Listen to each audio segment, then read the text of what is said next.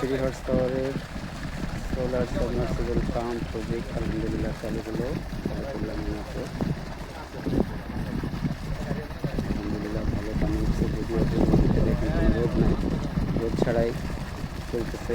এক এক ফোঁটাও রোদ কিছু নেই, নিজের ছায়া দেখা যায়। ছায়ার মধ্যেও পাম্পটা সম্পূর্ণভাবে চলছে। এখন মনে হয় 35 হার্জে চলছে। যখন পুরো রোদ উঠবে তখন 50 হার্জে চলবে, তখন পানির ফ্লো আর অনেক বাড়বে।